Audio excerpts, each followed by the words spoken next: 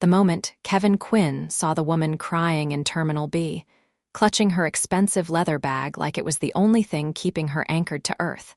Something inside him shifted, overriding every instinct that told him to mind his own business and just get his daughter to their gate on time. "Daddy, why is that lady sad?" Maya whispered, tugging on his worn jacket sleeve. His 5-year-old daughter had always been perceptive, noticing things other kids her age might miss. Kevin glanced at his watch. They had 45 minutes before boarding. He looked down at Maya's concerned brown eyes, then back at the woman who was now hunched forward on the bench, shoulders shaking with silent sobs. "I don't know, sweetheart," he said softly, "but maybe we should check if she's okay." He approached cautiously, Maya's small hand gripped firmly in his. The woman was in her late 20s or early 30s, he guessed, dressed in what he recognized as expensive clothes even though he could barely afford his own. Her auburn hair fell in waves around her face, and mascara streaks painted her cheeks. "Madam," Kevin said gently, keeping his voice low and non-threatening. "Are you all right? Is there someone we can call for you?" The woman looked up, startled, her green eyes wide and red-rimmed. For a moment, she just stared at him and Maya, seeming to struggle with whether to send them away or accept the offered kindness. She started, then broke down again. "I'm sorry, I'm fine, Maya pulled away from Kevin's hand and walked right up to the woman, holding out a slightly crumpled tissue from her backpack. "Here," she said in her sweet, high voice. "My daddy always says crying is okay, but tissues make it better." The woman took the tissue with trembling fingers, a small, watery smile breaking through her tears. "Thank you, sweetheart. That's very kind of you." Kevin knelt down to be at eye level with both of them. "I don't mean to intrude, but you seem really upset. Is there anything we can do?" "Do you need help finding your gate or getting in touch with someone?" The woman dabbed at her eyes, taking a shaky breath. "My fiancé, well, ex-fiancé now, I suppose, just called off our wedding through a text message while I was in the security line." She let out a bitter laugh. "I was on my way to surprise him at his business conference.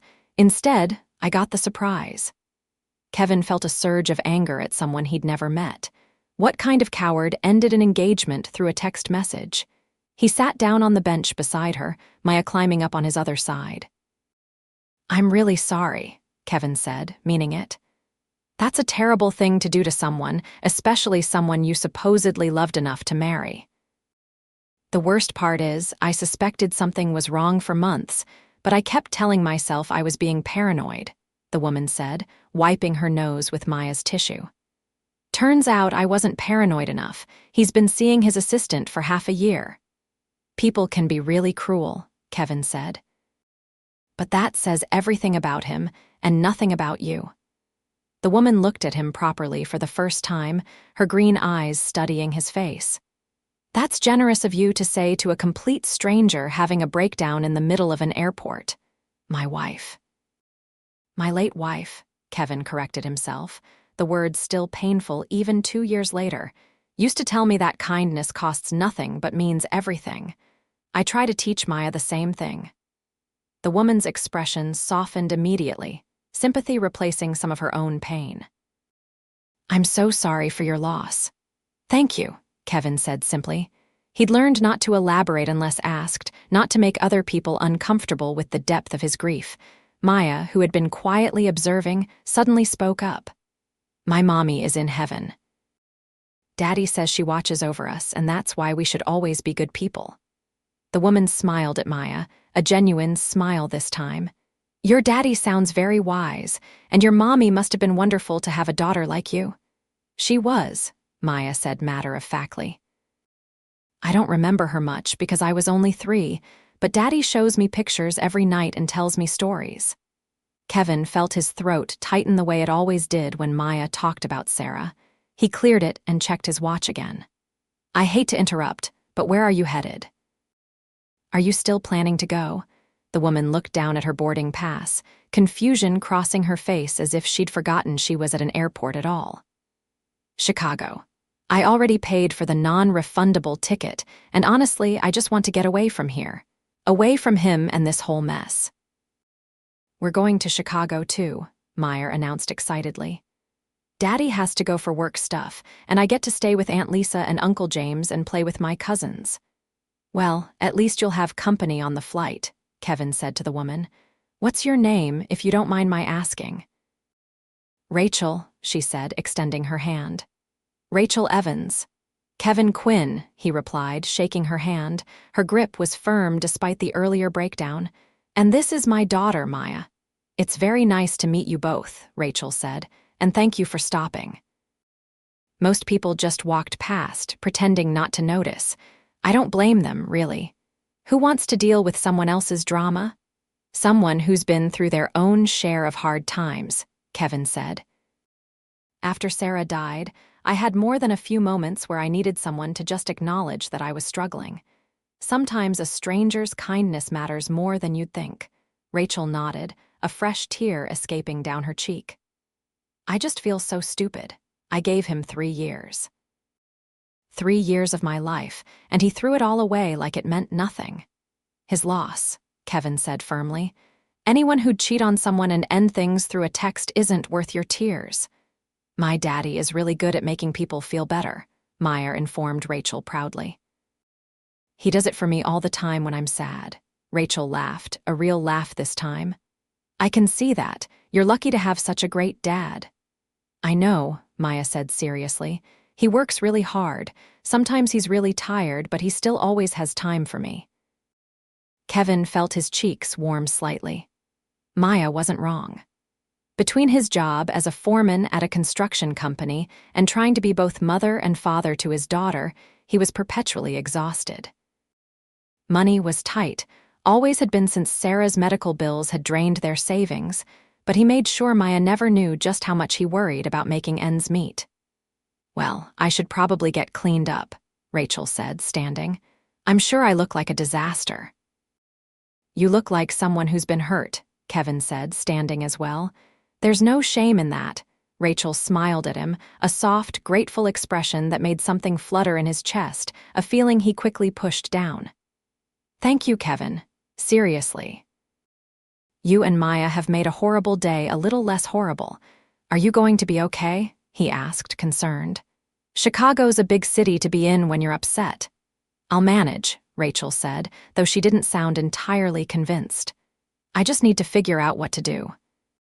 The hotel room is in his name, naturally, and I don't really have a plan beyond running away from my problems." Kevin hesitated. He didn't know this woman, and he certainly wasn't in a position to get involved in anyone else's complications. But looking at her tear-stained face and lost expression, he couldn't just walk away. "Look, I know we just met, but my sister lives in Chicago. I'm sure she wouldn't mind if you needed a recommendation for a hotel or if you wanted to join us for a meal or something.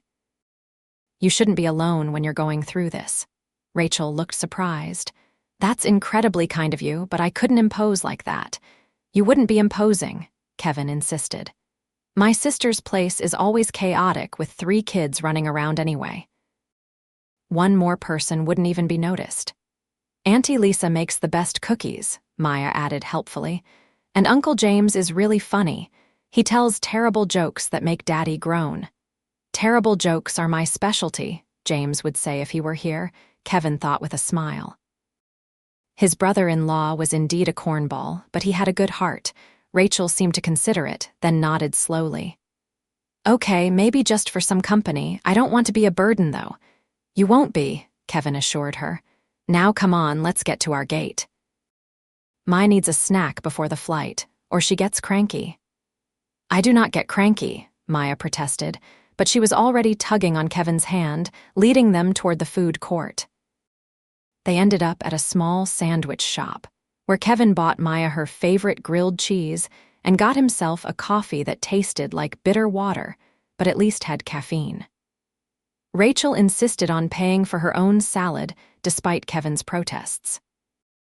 As they ate, Rachel seemed to relax a little, the color returning to her face. Maya chattered away about her cousins and the gymnastics class she'd just started, keeping the conversation light. Kevin found himself watching Rachel when he thought she wasn't looking. noticing the elegant way she held herself even in distress, the intelligence in her eyes when she asked Maya questions about school and friends. "So what kind of work brings you to Chicago?" Rachel asked, turning her attention to Kevin. "I'm a foreman for a construction company," Kevin explained. "We're bidding on a big commercial project there. It's a long shot, honestly, but if we get it, it could mean steady work for a year or more. We need it." "Is your company small?" Rachel asked with genuine interest. "Pretty small, yeah, about 20 guys total. We do good work, but we can't always compete with the bigger contractors on price." Kevin shrugged. "That's the reality of the business." "Daddy's company builds really pretty buildings," Maya said. "He showed me pictures. They have nice windows and everything." Kevin ruffled her hair affectionately. "We try our best, kiddo." Rachel smiled at the interaction. "It sounds like honest work.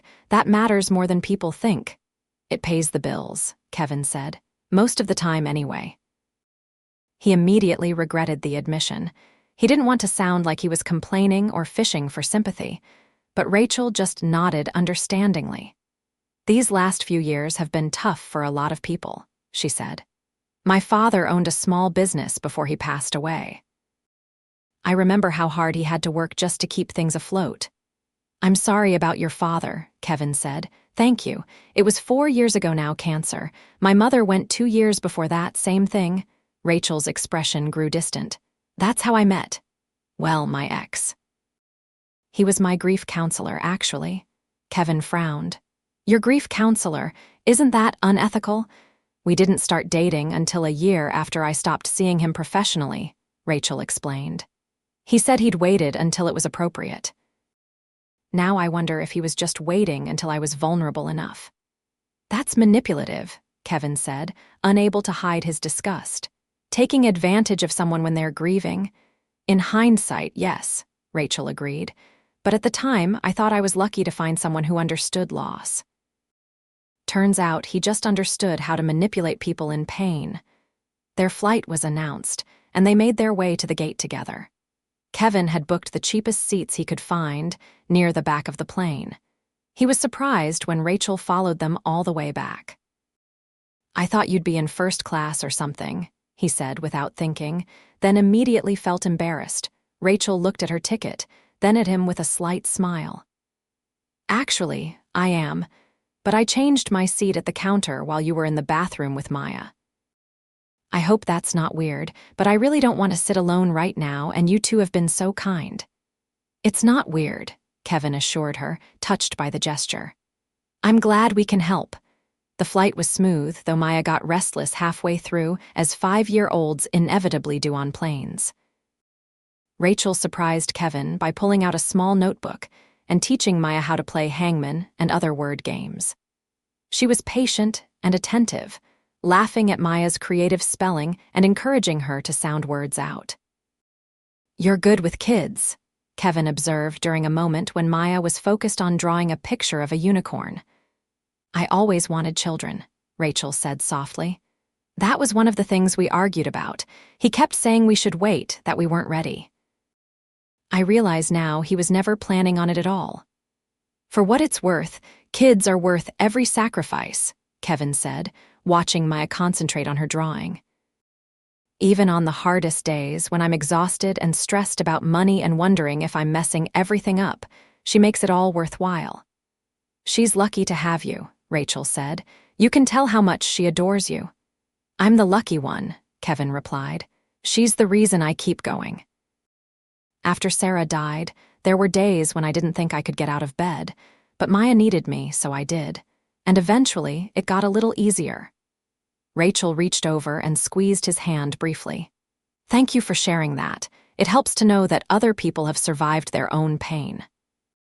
The plane landed in Chicago just as the sun was setting, painting the sky in shades of orange and pink. Kevin called his sister from the airport to let her know they'd landed. "Hey, Lisa," he said when she picked up. "We just got in. And I have a small addition to the visit I wanted to ask you about." "What kind of addition?" Lisa asked suspiciously. "Did you adopt another stray? Kevin, you can barely afford to feed yourself and Maya." "It's not a stray, it's a person," Kevin said, laughing despite himself. And she's going through a rough time. I thought maybe she could join us for dinner or something. Lisa's voice rose with interest. Kevin Quinn, did you meet a woman? It's not like that, Kevin protested. She was crying at the airport, and Maya and I stopped to help. Her fiancé just broke up with her, and she's alone in Chicago. I'm just trying to be a decent human being. Uh-huh, Lisa said, clearly not believing him. Well, bring her over. You know James and I always make too much food anyway. But Kevin, if she turns out to be a serial killer, I'm going to be really annoyed. Pretty sure serial killers don't cry at airports, Kevin said. We'll see you soon, and Lisa? Thanks. Of course, his sister said warmly. That's what family's for. Rachel insisted on taking an Uber to a hotel first, but Kevin convinced her to at least come to his sister's house for dinner. You can go to the hotel after, he promised. But you need to eat, and trust me, Lisa makes enough pasta to feed a small army. Lisa and James's house was a comfortable 2-story in a decent suburb, the kind of place Kevin wished he could afford for Maya. His sister greeted them at the door, pulling Kevin into a hug before turning her attention to Rachel. You must be the mysterious airport rescue, Lisa said with a warm smile. I'm Lisa, Kevin's much smarter older sister. Only older by 2 years, Kevin protested, which makes me wiser by default, Lisa shot back. Come in, come in. James is wrestling with the kids in the living room, but we'll civilize them for dinner. Rachel seemed to relax in the warmth of the family chaos. Lisa and James's 3 children, ranging from 3 to 9 years old, immediately absorbed Meyer into their games, leaving the adults to talk in the kitchen. Kevin helped Lisa finish preparing dinner while Rachel sat at the kitchen island, sipping wine that James had poured for her. His brother-in-law was a tall, jovial man who worked in IT and had the dad jokes to prove it. So, Rachel, Kevin tells us you've had a rough day, James said gently. For what it's worth, anyone who'd break up with someone through a text is clearly an idiot. I'm starting to agree with that assessment, Rachel said. Though it's hard when you've invested so much time and emotion into something. 3 years isn't that long in the grand scheme of things, Lisa said, stirring the pasta sauce. I know it feels like forever right now, but you'll look back and be grateful you found out who he really was before you married him. That's what my logical brain keeps telling me, Rachel admitted, but my heart hasn't caught up yet.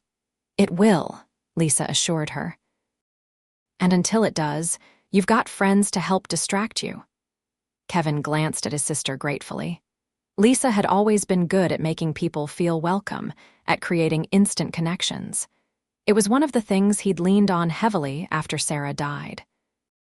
Dinner was as chaotic as promised, with 5 children talking over each other and James telling terrible jokes that made everyone groan except the kids, who thought he was hilarious.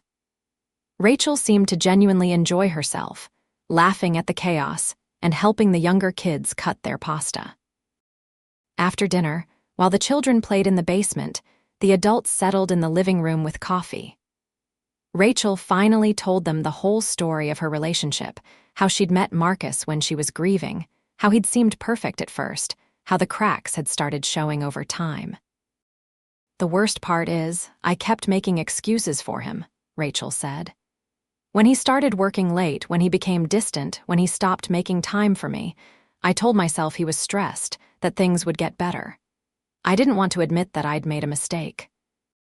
That's not a character flaw, Lisa said firmly. That's being human. We all want to believe the best about the people we love. Lisa's right, Kevin added. When Sarah was sick, I kept telling myself she'd beat it, even when the doctors were telling me to prepare for the worst. Hope isn't weakness. Rachel looked at him, her eyes shining. How do you do it? How do you stay optimistic after losing someone you love? Kevin thought about it carefully. I don't know if I'd call myself optimistic exactly, but I have Maya, and she needs me to be functional. So I get up every day and I try. Some days are better than others, and I hold on to the good memories instead of letting the grief consume everything. Kevin's being modest, Lisa interjected. He's been amazing with Maya. Sarah would be so proud of the father he's become. Kevin felt his throat tighten. I'm just doing my best. That's all any of us can do, Rachel said softly. It was getting late, and Kevin needed to get Maya to bed. Rachel called an Uber to take her to a hotel, but not before exchanging phone numbers with Kevin. In case you need anything while you're in Chicago, Kevin said, handing her his phone to input her number. Or if you just need someone to talk to. Thank you, Rachel said. For everything. Today could have been so much worse if I hadn't met you and Maya. We were happy to help, Kevin said honestly. Rachel leaned down and gave Maya a hug. Thank you for the tissue and for being so sweet. You made me feel much better. You're welcome, Maya said, hugging her back. I hope you feel happy again soon. Me too, sweetheart, Rachel said, her voice thick with emotion. After Rachel left, Lisa cornered Kevin while Maya was brushing her teeth. She seems really nice. She is, Kevin agreed, knowing where this was going. And pretty, Lisa added. Lisa, don't. I'm just saying, you're allowed to move on, Kevin. Sarah wouldn't want you to be alone forever. It's been 2 years, not 20, Kevin said. And even if I were ready, which I'm not, Rachel is clearly not in a place for anything. She just got her heart broken. I know, Lisa said, holding up her hands. But there was something there. I saw the way you looked at each other. You're imagining things, Kevin said, but even as he said it, he knew it wasn't entirely true. He had felt something when he looked at Rachel, something he hadn't felt since Sarah. It scared him. The next morning, Kevin's meeting with the potential clients went better than expected. They were impressed with his company's portfolio and seemed genuinely interested in working with them. By the time he left their office, he felt more hopeful about the future than he had in months. His phone buzzed with a text from Rachel. Hope your meeting went well. I know we just met, but would you and Maya want to grab lunch? My treat, as a thank you for yesterday. Kevin hesitated, then typed back. Meeting went great, thanks. Lunch sounds good. Where do you want to meet? They agreed on a family-friendly restaurant near the Navy Pier. Maya was excited to see Rachel again, chattering the whole Uber ride about how nice Rachel was and how pretty she looked. Rachel was already there when they arrived, and Kevin was struck again by how beautiful she was. She'd clearly recovered some from yesterday's breakdown, her makeup perfect, and her smile genuine as Maya ran up to hug her. Hey you, Rachel said, hugging Maya back. I was hoping I'd get to see you again. Daddy says you're buying us lunch, Maya announced. That's really nice of you. Well, you and your daddy were really nice to me, so it's the least I can do, Rachel said. Over lunch, Rachel asked Kevin about his meeting, seeming genuinely interested in his work. Kevin found himself opening up about his business struggles, about how hard it was to compete with larger companies, about his fears that he wouldn't be able to provide the life Maya deserved. You're already giving her the most important thing, Rachel said. Love and stability, everything else is just details. Easy to say when you're not worrying about paying the electric bill, Kevin said, then immediately regretted it. Sorry, that came out harsher than I meant it. No, you're right, Rachel said. I'm lucky. I don't worry about money, but I worried about plenty of other things. Money doesn't buy happiness, as cliché as that sounds.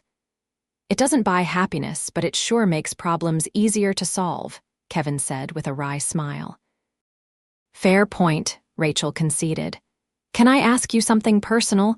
Sure, Kevin said, though he tensed slightly. What did you do before? I mean for work before Sarah died. Kevin took a sip of his water, gathering his thoughts. I was working toward my general contractor's license, taking night classes while working construction during the day. Sarah was a teacher. We were saving up to buy a house, maybe start our own small contracting business.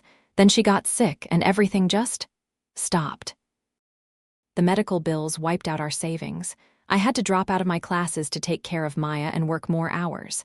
After Sarah died, I was just trying to survive day to day. I'm so sorry, Rachel said softly. That must have been incredibly hard.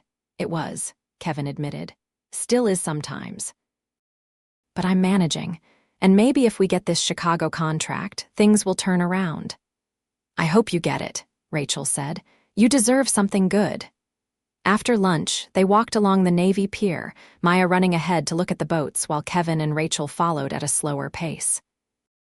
The October air was crisp but not yet cold, and the lake stretched out blue and endless beside them. Can I ask you something now? Kevin said. Of course. You mentioned money not being a problem. What do you do? Rachel laughed. You're going to think it's ridiculous, especially given the disaster of my personal life. Try me, Kevin said. I'm a relationship therapist, Rachel said. Well, I was. I took over my father's practice after he died. He started it 30 years ago, built it into something really successful. I expanded it, started doing workshops, and wrote a book about healthy relationships. The irony of my situation isn't lost on me, believe me. Kevin did laugh at that. Okay, that is pretty ironic, but it doesn't mean you're bad at what you do. Even doctors get sick. That's generous of you, Rachel said. My first thought when Marcus sent that text was that I'm a fraud. How can I help other people with their relationships when I couldn't even see my own falling apart? Because you're human, Kevin said simply. Being good at something doesn't make you immune to pain or mistakes. You're very wise for a construction worker, Rachel teased gently. Hey, we're not all just muscle and hammers, Kevin protested, pretending to be offended. Some of us have thoughts and feelings too. Rachel laughed, a real, genuine laugh that made her whole face light up. Kevin found himself wanting to make her laugh again, to chase away the sadness that had been clouding her expression since they met. Maya came running back, excited about a street performer doing magic tricks. They watched for a while, Maya completely entranced, and Kevin felt an unfamiliar contentment settling over him. For the first time in a long time, he wasn't thinking about bills or grief or the weight of responsibility. He was just present, enjoying the moment. They spent the rest of the afternoon together, visiting the aquarium at Maya's insistence. Rachel insisted on paying for the tickets, despite Kevin's protests. Think of it as my way of giving back, Rachel said. You gave me kindness when I needed it most. Let me do something nice for you and Maya. In the aquarium, watching Maya press her face against the glass to see the tropical fish, Rachel moved closer to Kevin. Thank you for today, she said quietly. I woke up this morning feeling empty and lost, but spending time with you and Maya has reminded me that there's still good in the world. That I'm going to be okay. You're definitely going to be okay, Kevin assured her. You're smart, successful, beautiful. Some guy who's not an idiot is going to realize how lucky he is to be with you. Rachel blushed slightly, looking away. You think I'm beautiful. Kevin felt his own cheeks heat up. I think anyone with eyes would think that. That's not an answer, Rachel said, but she was smiling. Yes, Kevin said simply. I think you're beautiful. They looked at each other for a long moment, something unspoken passing between them. Kevin felt it again, that flutter in his chest, but this time he didn't push it away. He let himself feel it, acknowledge it, even as a voice in his head reminded him of all the reasons this was complicated. Over the next few days, Kevin and Rachel fell into an easy pattern. He'd attend his business meetings in the morning, then spend the afternoons with Rachel and Maya, exploring Chicago. Lisa teased him mercilessly every evening when he brought Maya back. Just friends, huh? His sister said, watching Kevin check his phone for the third time during dinner. We are just friends, Kevin insisted. She's going through a breakup, and I'm not exactly in a position to date anyone. Why not? Lisa challenged. You're a good man, Kevin. You deserve to be happy. It's not about deserving, Kevin said. It's about being realistic. I'm broke, Lisa. I work 60-hour weeks just to keep our heads above water. What do I have to offer someone like Rachel? How about kindness, integrity, and a huge heart? Lisa suggested. Qualities that apparently her ex lacked entirely. She's a successful therapist who wrote a book. I'm a construction foreman who can barely afford to take my daughter to the movies, Kevin said. We're from different worlds. So were Sarah and you, Lisa reminded him gently. She came from money, remember? Her parents hated that she was dating a construction worker. But she loved you anyway because you were good to her, because you made her happy. Don't sell yourself short. Kevin knew his sister was right, but it didn't make the fear any less real. Sarah's parents had eventually come around, but not before making their disapproval abundantly clear. He'd always felt like he was proving himself to them, trying to be worthy of their daughter. He didn't want to go through that again. On Kevin's last night in Chicago, Rachel invited him and Maya to dinner at a nice restaurant. Kevin tried to decline, uncomfortable with the expense, but Rachel was insistent. "Please," she said, "I want to do this. You've given me such a gift these last few days, helping me remember who I am outside of that relationship. Let me thank you properly." The restaurant was fancier than anywhere Kevin had taken Maya before, and he felt underdressed in his clean but worn button-up shirt. But Rachel looked at him like he belonged there, like he was exactly where he should be. Maya was on her best behavior, carefully using her napkin and saying please and thank you to the servers. Kevin felt a surge of pride watching his daughter navigate the fancy environment with such poise. "She's such a special kid," Rachel observed, watching Maya carefully cut her chicken. "You've done an amazing job with her." "I've tried," Kevin said, "though I feel like I'm making it up as I go most of the time." "Isn't that what all parents do?" Rachel asked. "I see it in my practice all the time. The parents who think they have all the answers usually struggle the most. The ones who stay humble and adapt do better." "That's a reassuring thought," Kevin said, "because I definitely don't have all the answers." After dinner, they walked through a nearby park, Maya holding both their hands and swinging between them. It felt natural, comfortable, like they'd been doing this for years instead of days. "I'm heading back home tomorrow," Rachel said once Maya had run ahead to play on a playground they'd discovered. "Back to reality, I guess." "Have you figured out what you're going to do?" Kevin asked. "About Marcus and everything?" "I'm going to move on," Rachel said firmly. "I already started the process of removing him from my life, changed my locks, arranged to have his things picked up. My lawyer friend is going to handle the financial entanglements. I'm done wasting energy on someone who didn't value me." "Good for you," Kevin said, meaning it. "You deserve better." "So do you," Rachel said, looking up at him. "I know what Lisa thinks, by the way. She told me that you haven't dated anyone since Sarah died." Kevin felt his stomach drop. "Lisa has a big mouth." "She's worried about you," Rachel said. "She thinks you're using Maya and work as an excuse to avoid putting yourself out there again." "Maybe I am," Kevin admitted, "but that doesn't mean I'm wrong. Dating is complicated, especially with a kid involved. And I don't want Maya getting attached to someone who might not stick around." "That's fair," Rachel acknowledged, "but you can't protect her from everything or yourself." "I can try," Kevin said. Rachel stopped walking, turning to face him. "Kevin, I know we just met. And I know the timing is terrible, but I need to tell you something before I lose my nerve." Kevin's heart started pounding. "Okay. I like you," Rachel said simply. "More than I should, given that I just got out of a 3-year relationship. More than makes logical sense for someone I've known less than a week. But there's something about you, about the way you care for Maya, about your kindness and your strength, that makes me want to know you better, to see where this could go." Kevin stared at her, his mind racing. Part of him wanted to tell her yes, that he felt the same way, that he'd been fighting this attraction since the moment he saw her crying in the airport. But the practical part, the part that had to think about bills and responsibilities and protecting his daughter's heart, held him back. "Rachel, he started, then stopped, unsure how to continue. "It's okay," Rachel said quickly. "I'm not asking for anything, I just wanted you to know, and if you ever feel ready, if you ever want to see where this goes, I'll be here." "It's not that I don't feel something," Kevin said carefully. "I do, but I need to think about Maya, and honestly, I need to think about myself. I'm not sure I'm ready for this, for what it might mean." "I understand," Rachel said, and she seemed to mean it. "The last thing I want is to complicate your life." "You haven't," Kevin assured her. "You've made this trip better than I ever imagined it could be, but I can't promise you anything right now."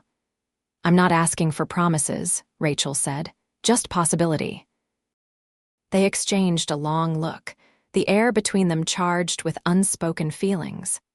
Then Maya called for them to push her on the swings, breaking the moment. The next morning, Kevin and Maya headed to the airport. Rachel had offered to drive them, but Kevin had declined, needing some space to process everything. As they waited for their flight, his phone buzzed with a text from Rachel. Safe travels. Thank you for everything. I meant what I said yesterday. No pressure, just possibility. Kevin read the text 3 times before responding. Thank you too, for reminding me that there's life beyond just surviving. Take care of yourself. He hesitated, then added, we should stay in touch. Her response came quickly. I'd like that very much. The flight home felt longer than the flight to Chicago, even though it was the same amount of time. Maya fell asleep against his shoulder, and Kevin found himself thinking about Rachel, about the way she'd looked at him in the park, about the possibility she'd offered. He wasn't ready. He knew that. But for the first time since Sarah died, he could imagine being ready someday. And that terrified and excited him in equal measure. Back home, Kevin threw himself into work. The Chicago company called 2 weeks later to offer them the contract. It was a huge win, exactly what his company needed. But instead of celebrating with his crew, Kevin found himself wanting to call Rachel to share the good news with her. He did call her, late that night after Maya was asleep. She answered on the second ring. Hey, he said, suddenly nervous. I hope I'm not calling too late. Not at all, Rachel said, and he could hear the smile in her voice. I was hoping I'd hear from you. We got the contract, Kevin blurted out. The Chicago one, they called today. Kevin, that's amazing, Rachel exclaimed. Congratulations. I knew you'd get it. I couldn't have done it without you, Kevin said. Not directly, I mean, but spending time with you and Maya that week, it reminded me what I was working for, what really matters. You did it all yourself, Rachel said, but I'm honored if I helped even a little.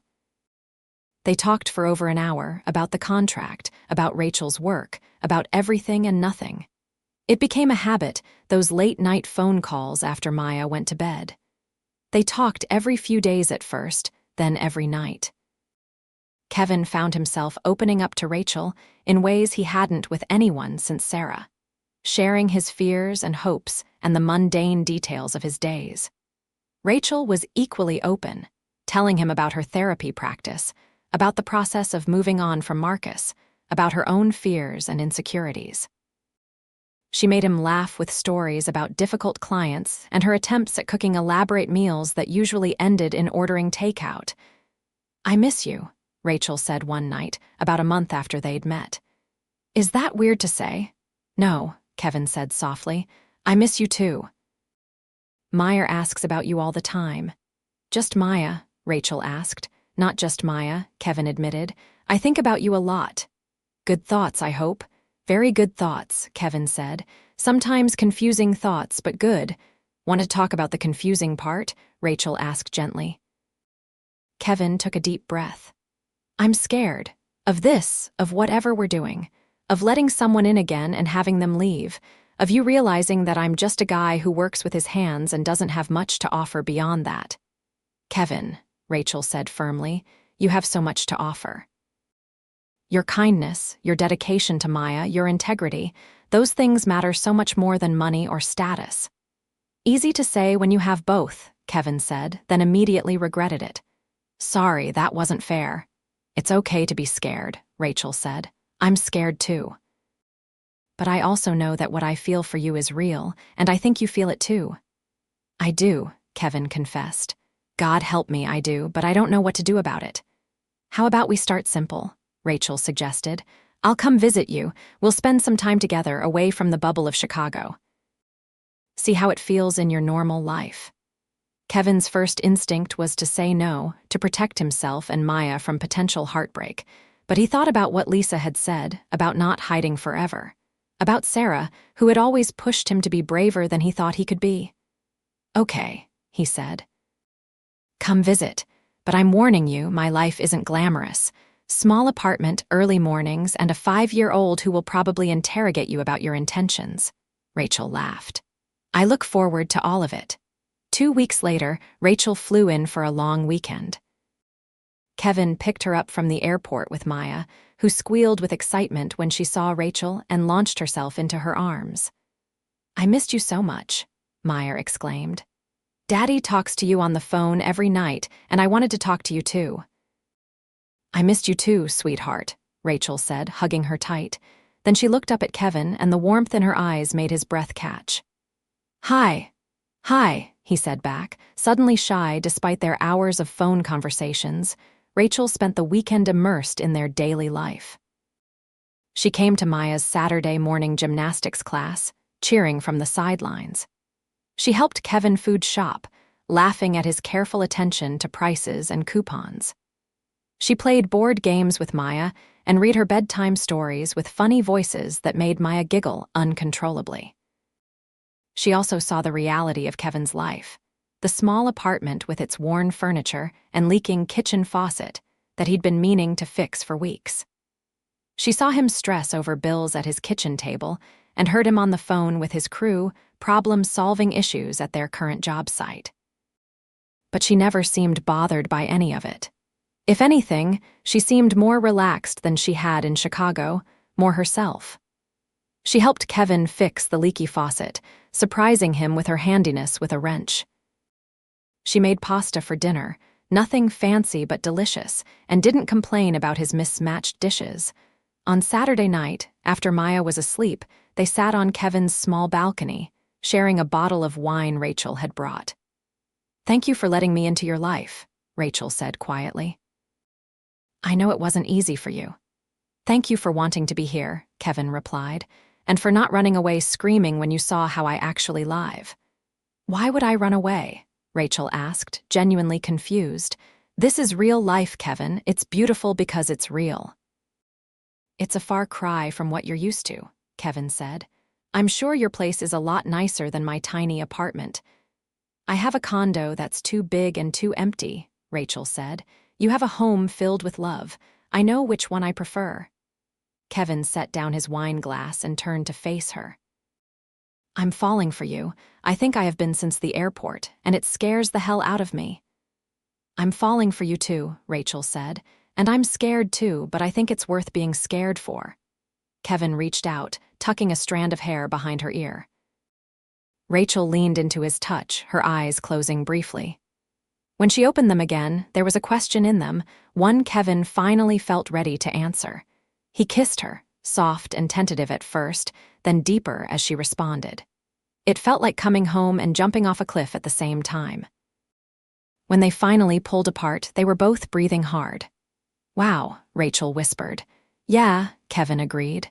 Wow, they started dating officially after that visit, though the distance made it challenging. Rachel came to visit every few weeks, and Kevin made the trip to her city once when his sister could watch Maya. They video called every night, and Maya was thrilled to have Rachel in their lives. Kevin was careful about integrating Rachel into Maya's world, making sure his daughter understood that Rachel was his girlfriend, but that it didn't change how much he loved Maya. He'd read books about introducing children to new partners, about protecting them from too much change too fast. But Maya took to Rachel naturally, asking when she'd visit again and drawing pictures for her that Kevin had to photograph and text. Rachel was equally attentive to Maya, never forgetting to ask about school or her friends or the gymnastics routines she was learning. As months passed, Kevin found himself imagining a future with Rachel in a way he hadn't thought possible. But the practical obstacles remained. The distance, the difference in their financial situations, the complexity of blending their lives. The Chicago contract kept Kevin busy through the winter and into spring. The project was going well, actually ahead of schedule, which meant potential bonuses for his crew. Kevin started setting aside money when he could, hoping to finally move out of his small apartment into something with a yard where Maya could play. Rachel's practice continued to thrive. She did workshops all over the country and was working on a second book. but she made time for Kevin and Maya, planning her schedule around their availability. One evening in late spring, Rachel called with exciting news. "I got offered an opportunity," she said, her voice both nervous and excited. "To open a satellite office for my practice. The location is flexible." "I could choose anywhere." Kevin's heart started pounding. "Anywhere? Anywhere," Rachel confirmed, "and I was thinking maybe I could choose somewhere near you, if that's something you'd want." Kevin was quiet for a long moment, processing. "Rachel, that's a huge decision." "You can't uproot your whole life for me." "It wouldn't be just for you," Rachel said. "It would be for us, for the future I see with you and Maya, but only if you see it too." "I do see it," Kevin admitted. "I've been seeing it for months, but I need to know you're sure. That you're not going to wake up one day and regret leaving your life behind." "Kevin, you are my life now," Rachel said simply. "You and Maya, everything else is just details." "When would this happen?" Kevin asked, his mind racing through logistics. "Not for a few months," Rachel said. "I'd need to set everything up, find an office space, gradually transition my current clients. But if we're doing this, I want to start planning now." "Okay," Kevin said, a smile spreading across his face. "Let's plan, let's build something together." They spent the next few months preparing for Rachel's move. She came to visit more frequently, looking at office spaces and starting to build a client base in the new city. She also started looking for a place to live, something that sparked long discussions with Kevin. "I don't want to pressure you," Rachel said one afternoon as they looked at condos online. "But I was thinking, maybe we could look for a place together.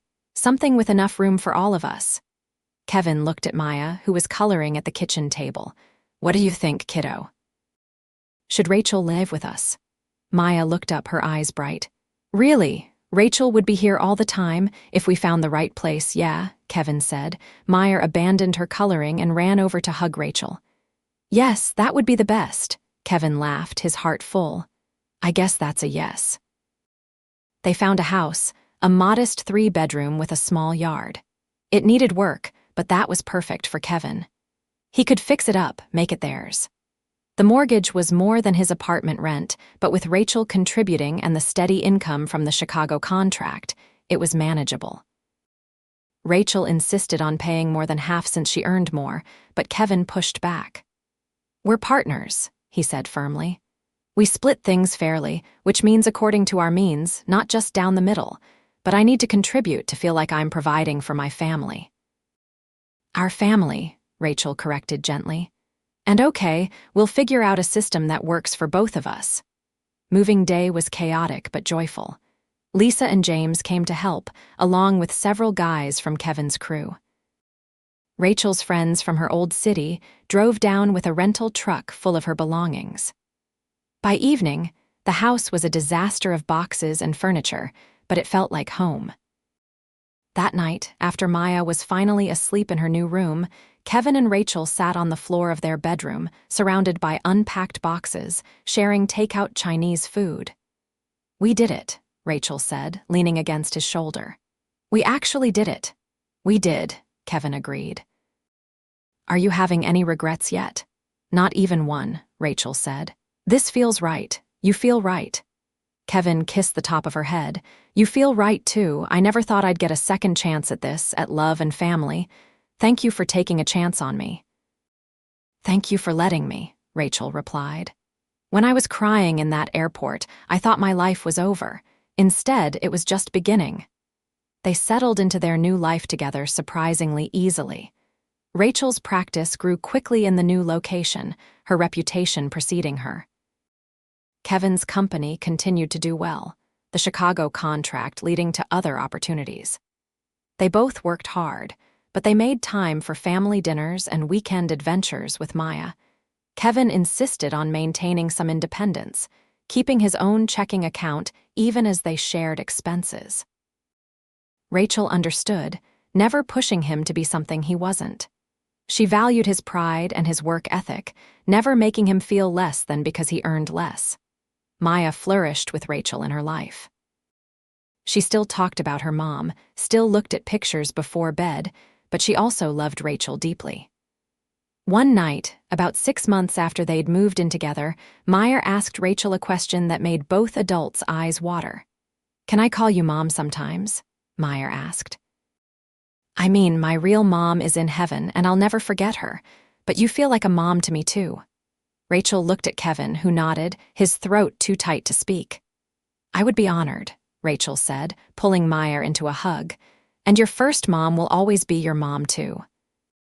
You're lucky because you have two moms who love you very much." "I am lucky," Meyer agreed.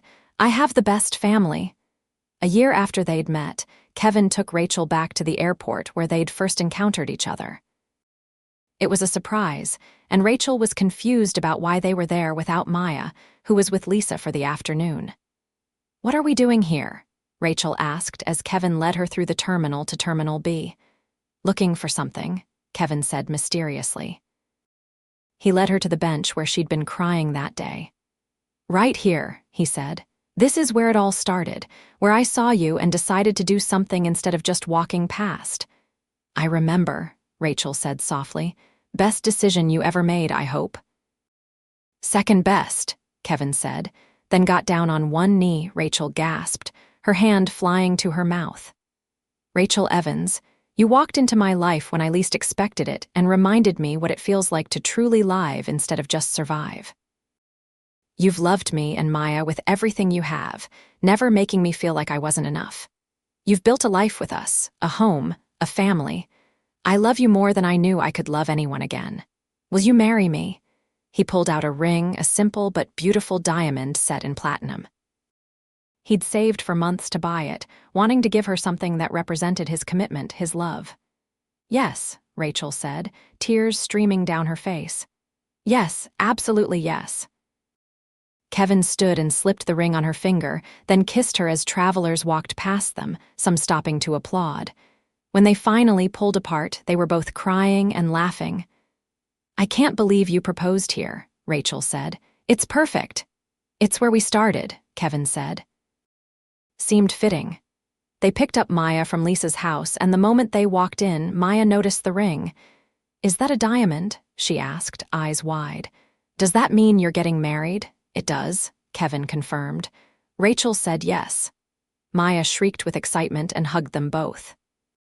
"This is the best day ever. Can I be in the wedding? Can I wear a fancy dress?" "You can absolutely be in the wedding," Rachel assured her. "You're the most important person there besides your dad and me." They planned a small wedding for the following spring in a garden near their house. It was intimate, just family and close friends. Maya was the flower girl, taking her role very seriously and practicing her walk for weeks beforehand. Lisa stood as Rachel's matron of honor, having become close friends with Rachel over the past year. James was Kevin's best man, ready with terrible jokes to lighten any nervous moments. The ceremony was simple but heartfelt. When Kevin saw Rachel walking toward him in her simple white dress, flowers in her hair, he felt his breath catch. She was so beautiful, and she was choosing him, choosing their life together. They'd written their own vows. Kevin went first, his voice steady despite his nerves. "Rachel, when Sarah died, I thought my chance at love died with her. I was content to just be Maya's dad, to focus everything on making sure she was okay. Then I saw you crying at an airport, and something made me stop, made me reach out. I didn't know then that you would become my everything, that you'd show me it's possible to honor the past while building a future. That you'd love Maya like your own and make me believe in second chances. I promise to love you with everything I have, to build a life with you that honors both where we've been and where we're going. To be your partner in all things, your equal even when I don't feel like one, your home." Rachel was crying by the time he finished, dabbing at her eyes before starting her own vows. "Kevin, I fell in love with your kindness before I fell in love with you. The way you saw someone hurting and stopped to help, no questions asked. The way you loved Maya so completely, putting her needs before your own. You showed me what real strength looks like, not the absence of vulnerability, but the courage to be vulnerable anyway. You showed me that love isn't about grand gestures or perfect circumstances. It's about showing up, day after day, choosing each other even when it's hard. I promise to be your partner, your soft place to land, your biggest supporter. To love Maya as my own and any children we might have together. To build a life with you based on respect, trust, and the kind of love that grows deeper every day. There wasn't a dry eye in the gathering by the time they finished. When the officiant pronounced them married, Kevin kissed Rachel like she was his lifeline, like she was everything, because she was. The reception was in their backyard, with string lights and a local band and food from their favorite restaurants. It was perfect in its imperfection. Maya spilled punch on her dress. One of the string lights came loose, and it started drizzling right as they cut the cake. But none of it mattered. They were surrounded by people who loved them, celebrating the start of their official life together. During their first dance, Rachel whispered in Kevin's ear, "I have news." "Good news, I hope," Kevin whispered back. "The best news," Rachel said, pulling back to look at him. "I'm pregnant." Kevin stopped dancing, staring at her. "You're serious?" "I found out yesterday," Rachel admitted. "I wanted to tell you at the wedding to make the day even more special." Kevin picked her up and spun her around, laughing and crying at the same time. "We're having a baby." "We're having a baby," Rachel confirmed, her smile radiant. Maya came running over. "Why is everyone crying? It's supposed to be a happy day." Kevin set Rachel down and knelt beside Maya. "It is a happy day, sweetheart, the happiest, and it's about to get even better. Rachel is going to have a baby. You're going to be a big sister." Maya's eyes went wide. "Really? A real baby?" "A real baby," Rachel confirmed. "What do you think about that?" Maya threw her arms around Rachel. "I think it's perfect. I'll be the best big sister ever." The rest of the reception was a blur of congratulations and excitement. When they finally got home late that night, Maya asleep in Kevin's arms, they tucked her into bed together and then collapsed on their own bed, exhausted but happy. "What a day," Kevin said, pulling Rachel close. "The best day," Rachel agreed, resting her head on his chest. "Though I have a feeling there are going to be a lot of best days ahead." "Definitely," Kevin said, "starting tomorrow and every day after." The pregnancy was smooth, though Rachel had morning sickness for the first few months that Kevin helped her through, bringing her crackers and ginger tea before work. Maya was obsessed with the baby, talking to Rachel's growing belly and making plans for all the things she'd teach her little sibling. They found out they were having a boy, and Maya immediately started picking out names. They eventually settled on Samuel, after Sarah's father, with the middle name James after Kevin's brother-in-law. Kevin continued to work hard, but Rachel's steady income meant he could afford to take some time off when Samuel was born. He was there for every moment of the labor, holding Rachel's hand and encouraging her, in awe of her strength. When Samuel was finally born, tiny and perfect, Kevin held him and felt his heart expand in a way he didn't know was possible. He'd loved Maya from the moment she was born, but there was something about being present and conscious in a way he hadn't fully been back then, too young and overwhelmed, that made this different. "He's perfect," Kevin whispered, tears running down his face. "Rachel, he's absolutely perfect." "He is," Rachel agreed, exhausted but glowing. "Our perfect boy." Maya got to meet her brother the next day, climbing carefully onto the hospital bed to peer at him. "He's so tiny," she whispered, "but I love him already." "He's lucky to have you as a big sister," Rachel told her. Life with a newborn was chaotic. Kevin had forgotten how little sleep was involved, how much laundry such a small human could generate.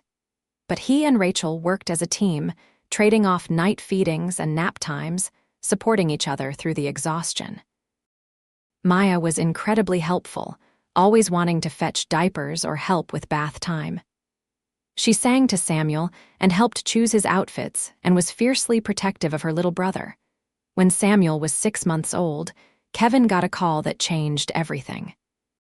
The client from the Chicago contract wanted to invest in his company to help them expand and take on bigger projects.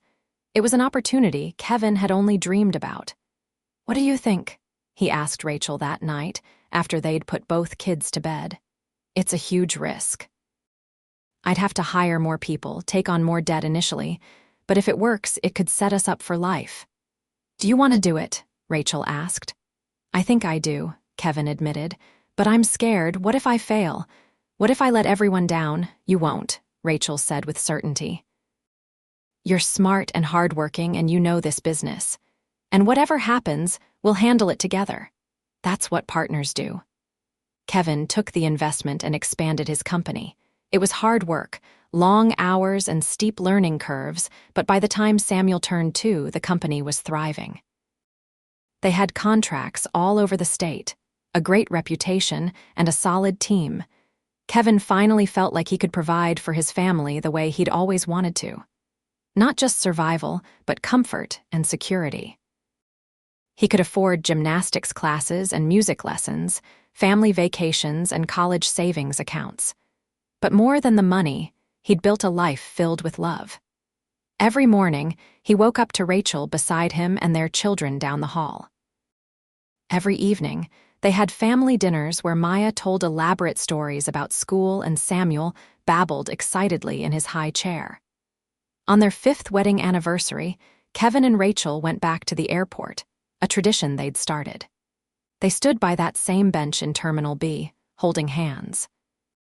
5 years ago, I made the best decision of my life, Kevin said. I saw a woman crying and decided to help instead of walking past. 5 years ago, I was at my lowest point, Rachel replied. I thought my life was over. Instead, a kind man and his sweet daughter showed me it was just beginning. I love you, Kevin said, pulling her close. Thank you for taking a chance on a struggling construction worker who had no business thinking you'd be interested in him. I love you too, Rachel said, and you were never just a construction worker. You were and are the kindest, strongest, most wonderful man I've ever met. I'm the lucky one. We're both lucky, Kevin decided. Agreed, Rachel said, then pulled him in for a kiss. They went home to their children, to their life, to the future they'd built together from a chance meeting in an airport. Kevin Quinn, who'd once thought his capacity for love had died with his first wife, had learned that the heart could expand infinitely. That second chances were real. That sometimes the person you least expected could become your everything. And as he tucked Maya and Samuel into bed that night, listening to their prayers and goodnight wishes, Rachel waiting for him in their room, Kevin sent up a silent thank you to Sarah, to the universe, to whatever force had made him stop that day in the airport. For giving him the courage to choose kindness, which had led to love, which had led to this beautiful, messy, perfect life. That night, after the kids were asleep and he and Rachel were curled up together, he reflected on how far they'd come. From a crying woman on a bench and a struggling single dad trying to hold it together to this family, this home, this love that grew stronger every day. What are you thinking about? Rachel asked, noticing his contemplative expression. Just how perfect this is, Kevin said. How perfect you are. How lucky we are to have found each other. It wasn't luck, Rachel said. It was choice. You chose to stop and help. I chose to let you in. We chose each other every day since then. Then I choose you again, Kevin said, kissing her forehead. Today and tomorrow and every day after. I choose you too, Rachel whispered. Always. And in the quiet of their home, with their children sleeping down the hall and their whole future stretching ahead of them, Kevin Quinn fell asleep feeling completely, utterly, perfectly content. The years continued to pass, marked by school plays and business milestones, birthday parties and quiet Sunday mornings. Maya grew into a confident, compassionate young woman who wanted to be a teacher like her first mother had been. Samuel showed an early interest in building things, often spending hours with Kevin in his workshop, learning to use tools and measure wood. When Maya turned 16, she asked Kevin and Rachel if they could visit Sarah's grave together. It had been years since they'd gone as a family, and Kevin felt his throat tighten at the request. At the cemetery, Maya stood before her birth mother's headstone, holding Rachel's hand. Mom, she said, addressing Sarah, I want you to know that I'm okay, better than okay. Dad found someone amazing who loves us so much. She didn't try to replace you, she just added more love to our family. I think you'd like her. I think you'd be glad Dad isn't alone anymore." Rachel was crying silently, and Kevin had his arm around both of them. Samuel, now 8 and understanding, held his father's other hand. "Thank you, Sarah," Kevin said quietly. "For Maya, for the time we had, for everything you taught me about love. I hope I'm making you proud. I hope you see how happy we all are." They stood there for a while in peaceful silence, honoring the past while celebrating the present. It felt like closure, like coming full circle. Sarah would always be part of their family story, but she was a beautiful chapter that had ended, allowing new chapters to be written. On the drive home, Maya said, "I'm glad we went. I needed to tell her about us, about how happy we are. I think she needed to hear it too." "I think you're right," Kevin agreed, meeting her eyes in the rearview mirror. That night, Rachel told Kevin something that had been on her mind. "I've been thinking about expanding my practice in a new direction, training other therapists, building something that could outlast me, creating a legacy." "That sounds amazing," Kevin said. "What would you need?" "A partner," Rachel said. "Someone with business sense and vision." "I was thinking maybe you." Kevin raised his eyebrows. "Me? I don't know anything about therapy." "No, but you know about building businesses, about managing people, about turning dreams into reality," Rachel pointed out. "And I trust you more than anyone. What do you think?" "Want to build something new together?" Kevin considered it. His construction company was running smoothly with excellent managers in place. He could step back slightly, focus on oversight rather than day-to-day operations.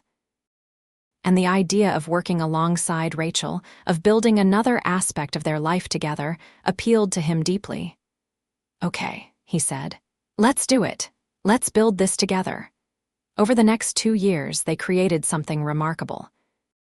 A training institute for therapists, focusing on Rachel's practical, empathetic approach to helping people. Kevin handled the business side while Rachel developed the curriculum and recruited instructors.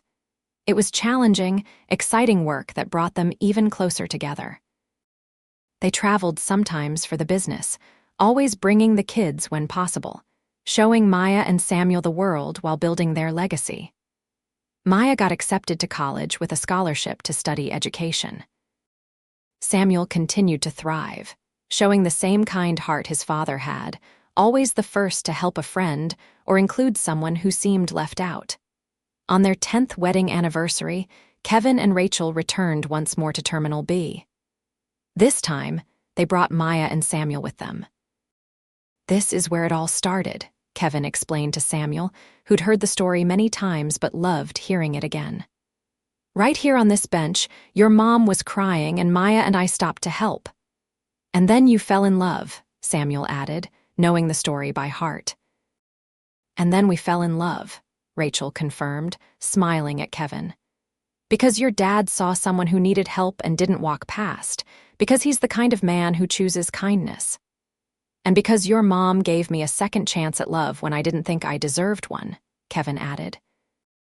"Because she loved not just me but Maya too, accepting our whole complicated situation." Maya, now 18 and wise beyond her years, said, "I'm glad Dad stopped that day. I'm glad you were crying here instead of somewhere else. Otherwise, we wouldn't be a family." "Sometimes the worst days lead to the best things," Rachel said, pulling all of them into a group hug. "That was the worst day of my life at the time, but it led to all of this. To you all, to our family." "Best worst day ever," Kevin joked, making everyone laugh. They took a family photo by the bench, the 4 of them smiling, happy together. Later, Kevin would frame it and hang it in their home office, a reminder of where they'd started and how far they'd come. That night, after celebrating with a fancy dinner and cake at home, Kevin and Rachel stood in their backyard, watching Maya and Samuel play with the dog they'd gotten 2 years earlier. "No regrets?" Kevin asked, pulling Rachel close. "Not a single one," Rachel said. "You." "Just one," Kevin said, and when Rachel looked alarmed, he grinned. "That I didn't buy you a bigger diamond. You deserve something more impressive." Rachel laughed and held up her hand, looking at her wedding ring in the fading light. This ring is perfect because it represents you saving up to buy it, choosing it carefully, wanting to give me something that showed your commitment. I wouldn't trade it for anything." "Good," Kevin said, kissing her, "because I can't afford a bigger one anyway." "Liar," Rachel said affectionately. "Your company is doing incredibly well, and you know it." "Okay, fine, I could afford it," Kevin admitted. "But you're right, this ring has meaning. It represents where we started and what we've built together." As darkness fell and they called the kids inside, Kevin reflected on the journey that had brought them here. From a struggling single, Dad barely making ends meet, to a successful business owner with a family he adored. From a woman broken-hearted in an airport to a thriving therapist and entrepreneur, building a legacy. From two people who had every reason to give up on love to a couple who'd chosen each other every single day for 10 years. Later that night, after the kids were in bed and Kevin and Rachel were alone, Rachel said, "I have one more anniversary present for you." "Rachel, you already gave me that fancy watch," Kevin protested. "You didn't need to get me anything else." "This isn't something I bought," Rachel said, smiling mysteriously. "It's something we made. I'm pregnant again." Kevin stared at her, processing. They'd talked about maybe having another child, but they'd been so busy with work and the kids and life that it had been more of a someday conversation than an active plan. "We're having another baby?" he asked, his voice cracking with emotion. "We're having another baby," Rachel confirmed. "I know it wasn't exactly planned, but I'm so happy about it. Are you?" Kevin pulled her into his arms, holding her tight. "I'm thrilled, surprised but thrilled. Our family is growing again." "Our family is growing again," Rachel echoed, laughing and crying at the same time. "I love you so much, Kevin Quinn." "I love you too, Rachel Quinn," Kevin said. "Thank you for this life, for these children, for choosing me." "Thank you for stopping at that airport," Rachel replied, "for seeing me and choosing to help, for being exactly who you are." 9 months later, they welcomed a daughter they named Sarah, honoring Kevin's first wife with Rachel's wholehearted blessing. Maya cried when they told her the name, touched that they'd chosen to honor her first mother in this way. "She would have loved this," Maya said, holding baby Sarah carefully. "She would have loved all of this, seeing how happy we all are." "I think she does see it," Kevin said, "and I think she's happy for us." Life with 3 children was beautifully chaotic. Maya helped out when she was home from college, and Samuel took his role as big brother to Sarah seriously. The house was full of noise and laughter and the occasional argument, but it was also full of love. Kevin's company continued to grow, and the training institute flourished. They were more financially secure than Kevin had ever dreamed possible, able to give their children opportunities he'd never had. But he never forgot where he came from, never lost sight of what really mattered. He still did work himself sometimes, getting his hands dirty on job sites, staying connected to the craft he loved. He still worried about his employees, still made sure they were paid fairly and treated well. Success hadn't changed him fundamentally. It had just given him the resources to be more of who he already was. Rachel continued her therapy practice alongside the institute, never losing her passion for helping people heal. She published 2 more books and became a sought-after speaker. But she always made time for her family, never letting work consume her the way it had with Marcus. On their 15th anniversary, they didn't go to the airport. Instead, they gathered their entire family, Lisa and James and their kids, Kevin's parents who'd relocated to be closer, Rachel's few remaining relatives, and threw a big backyard party. 15 years ago, Kevin said in a toast, "I saw a woman crying at an airport and made a choice to stop and help. That single choice changed my entire life. It brought me love when I'd given up on it, expanded my family in ways I couldn't have imagined, and gave me a partnership that makes me better every single day." "And 15 years ago," Rachel added, "I was at my absolute lowest point. A man I trusted had betrayed me, and I felt utterly alone. Then a kind stranger and his sweet daughter reminded me that there was still goodness in the world, that I deserved love and respect. That my story wasn't over, it was just beginning a new chapter.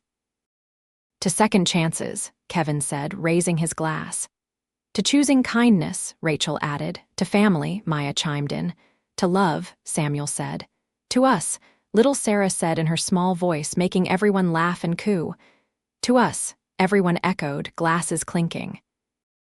As the party continued around them, Kevin pulled Rachel aside for a moment of quiet. "Thank you," he said simply. "For what?" Rachel asked, though she was smiling. "For everything. For taking a chance on me when you had every reason to protect your heart. For loving Maya like your own. For giving me more children, more love than I thought possible. For building this life with me." "You don't have to thank me," Rachel said. "Loving you has been the easiest thing I've ever done. Well, except for the sleepless nights with newborns. Those were hard." Kevin laughed. "Fair point. But still, thank you. I know I'm not always the easiest person to be with. I still struggle with feeling like I'm enough, like I deserve all of this." "Kevin Quinn," Rachel said firmly, cupping his face in her hands. "You are more than enough. You always have been. The only person who doesn't see that is you." "I'm working on it," Kevin said. "Having you believe in me helps." "I'll believe in you forever," Rachel promised. That's what love is. Believing in each other, choosing each other, building a life together even when it's hard. "It hasn't been that hard, though," Kevin observed. "I mean, we've had challenges, but it's never felt difficult the way relationships can be. It's just felt right." "That's because we're partners," Rachel said. "True equals who respect and support each other. That's what makes it work." They kissed, a soft, sweet kiss that still made Kevin's heart race, even after 15 years together. When they pulled apart, Samuel was making gagging noises, and Maya was taking pictures for posterity, while little Sarah demanded to be picked up by both of them at once. This was Kevin's life now. Not perfect, because perfection was impossible and boring anyway, but real and full and beautiful. A life built on kindness that had blossomed into love, on second chances that had turned into forever, on choosing each other every single day.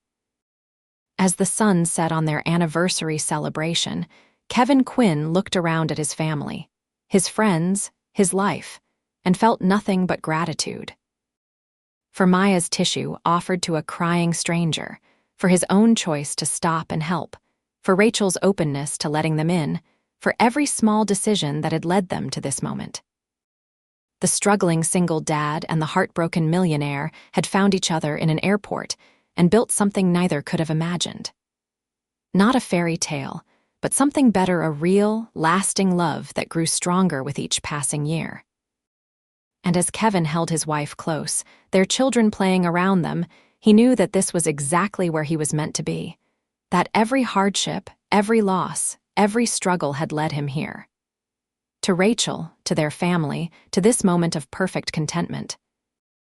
"I love you," he whispered in Rachel's ear. "I love you too," she whispered back. "Forever and always." "Forever and always," Kevin agreed, and he meant it with every fiber of his being.